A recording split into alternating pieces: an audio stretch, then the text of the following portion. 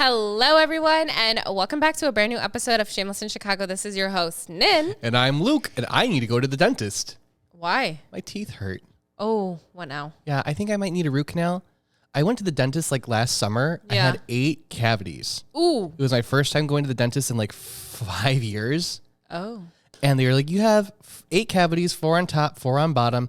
And I only got the 4 on top filled. Okay. And I'm a little worried that my teeth are deteriorating on the bottom. So I really need to go to the dentist, but I'm afraid of my insurance. Why is that? I don't know how it works. I've talked to some people that I've worked with, and they told me it's really bad insurance. Oh. And I'm like, it's a PPO. And then you come to realize that all dental is a PPO. Yeah. But in other news, I feel like a sweet tooth coming on because Valentine's Day is just around the corner. I know. Guys, my sweet tooth has been so bad. My best friend has literally been attacking me every single time I send him a Snapchat of my sweet tooth because I have been getting donuts at least 3 times a week. Yes. I've been eating a lot of chocolate. And I know some of you are like, is she pregnant? Is it PMS? It's neither. I can tell you that much. It's just, I'm having a sweet tooth. Do you know that it's healthier to eat a bowl of ice cream than have donuts? See, ice cream is not my craving. I love ice cream. I will mix it up. I'm not going to get into a whole rant about it, but there's so much you can do with it. It's so creamy and soupy and good. Fuck. Creamy, Yeah, soupy? so if you ever have a bowl of ice cream, right? Yeah. And then you mix it up all real good, maybe Yeah. throw some chocolate sauce in it, and you just spin it, and it turns Yeah. into like a really smooth ice cream. Yeah. So good. Yeah. Well, so for today's episode, it's going to be a short one. It's going to be nice, short, and sweet. And we're going to be honest with you, it's because my camera's dying. That's literally why. Yep. I mean, hey, you get to see us, right? It's a big win. 10 minutes is better than nothing. That's what I'm not going to say that. That's longer than some men last. So Can we talk about the ruling? Would you be down to talk about that? the ruling. The ruling of how the school shooter. And Yeah, the let's you want to talk about that. it? I have some thoughts on these kids, Okay. on these parents. Okay, so the headline is from USA Today, and it says, Jennifer Crumbley verdict. After historical trial, jury finds mother of school shooter guilty. Now, this headline was interesting. So, Jennifer Crumbley became the first parent in the United States to be found guilty of involuntary manslaughter on Tuesday for a mass school shooting committed by her teenage son. Crumbley, 45, was convicted of 4 counts of involuntary manslaughter for her role in the November 30th, 2021 shooting in which her son, Ethan, opened fire at Oxford High School in Michigan, killing 4 of his classmates, injuring 7 others. Involuntary manslaughter carries a maximum sentence of 15 years in prison, and Crumbley is set to be sentenced in April. So did she supply the firearms, or did she directly give them to her son, or did she just find them in her house? So get this. I'm going to read this last paragraph, Yeah, and then hit we'll me get up. into talking. Prosecutors argued Jennifer Crumbley knew her son, 15 at the time of the shooting, was struggling with alarming mental health issues. They said instead of getting him the help he needed, she and her husband, James, bought their son the gun used in the attack. And, get this, attempted to flee when it was becoming likely they would be charged. James Crumbley, the husband, faces the same charges and is scheduled to go on trial in March. They totally deserve the charge. This one is insane. We need to talk about this one. Yeah. So first off, who gets off? It's like a 15-year-old. I can't buy a gun unless I'm 21 years old. And in this state that we're in, if you have been committed to a psychiatric hold, that's an extra 5 years that holds you off from getting a firearm. Okay. So now we are in Michigan with a 15-year-old who's been known to be struggling. Yeah. And you're going to give a child with, hormones out of balance, let's just say puberty's a bitch, you're going to give him something he thinks is the answer because he plays Call of Duty and Fortnite and thinks everyone's going to respawn? Yeah, see, the thing is with 15-year-olds is that is 10 years before your frontal lobe has fully developed. So your frontal lobe is basically responsible for your decision-making and knowing what consequences come after. So if you notice, you'll be like, I don't know, when I was 19, I would just go out with a random guy. I would go to the clubs until 3 a.m. And then as you get older... I told you not to talk about my past like that on the podcast. What the hell? So as you get older and you turn like 26, 27, you're like, ooh, okay, so chances are that if I go out until 3 a.m., I'm more likely to be a victim of crime. And then if I'm a victim of crime, then I just don't want to do that and deal with that. So I'm just not going to do it. So you're more calculated because your frontal lobe has been fully developed. So this 15-year-old, kids don't know that death is permanent. They don't really understand the concept of something being permanent, right? We thought we would be young forever, in high school and college forever, and we weren't. We clearly realized quickly that everything is temporary. Yep. So for the parents to go out and buy this kid a gun at 15, first of all, they're not even allowed to have a car at 15, which is another deadly weapon. If you think about it, a car is a deadly weapon. You can easily kill somebody. So why are you buying them a deadly weapon that sole purpose is to kill, whether it be a person, an animal, anything? Yeah, and I will say I've had a couple guns myself. Yeah. I've had 3 guns. I've sold 2 of them because, over the years, getting older, there's no sense in having 3 handguns in my house next to my bed. It breeds paranoia, or for this teenager, it bred a sense of, hey, I can fix my problems by making everyone else go away. It's scary. These kids have some score to settle these days. Have you noticed that? Revenge.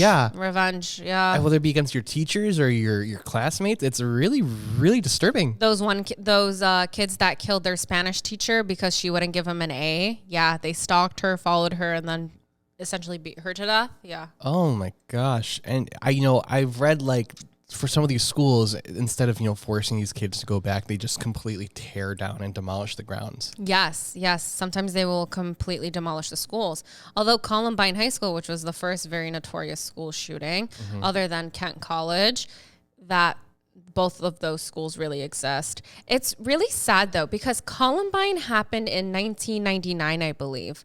And these kids that are committing school shootings, they weren't alive for Columbine.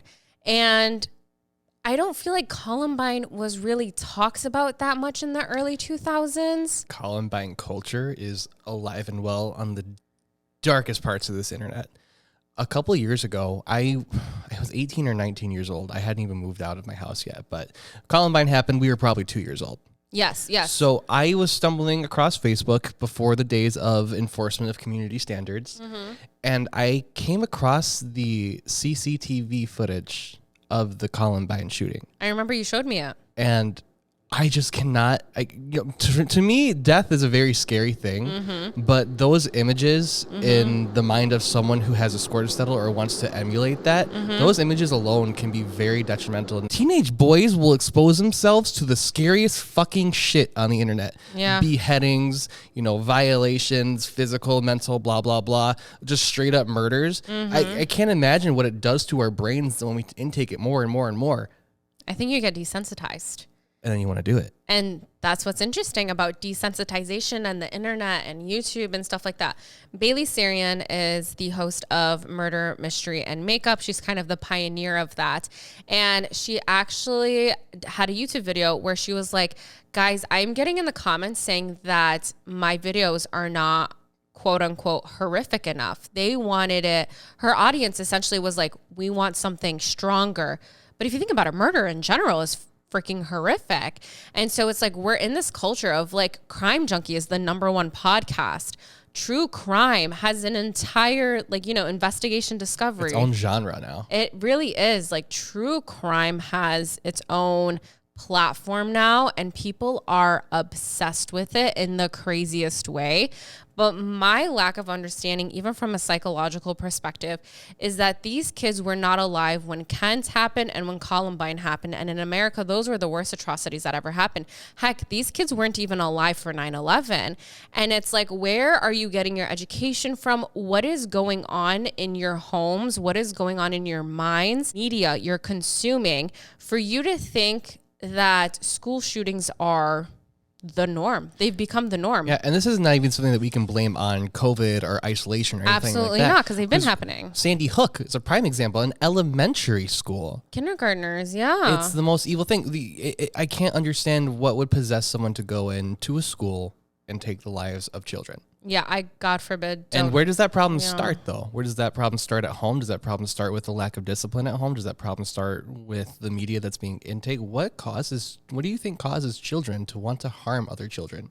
You know what? The thing is, I don't really know, because when I was an undergrad, I did research on juveniles. And mine was juveniles with drugs and juveniles with crime when it came to drugs, right? Because that was the issue.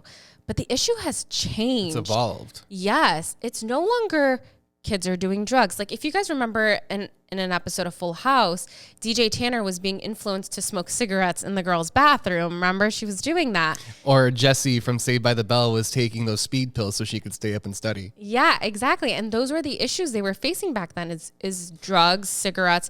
But now it's evolved. And I hope that psychologists and criminologists are really researching this, because it will allow us to know what's going on, so that we can have that research, so we can kind of, mitigate it. For example, depression has been heavily researched, so we know exactly like what resources to provide and all of that.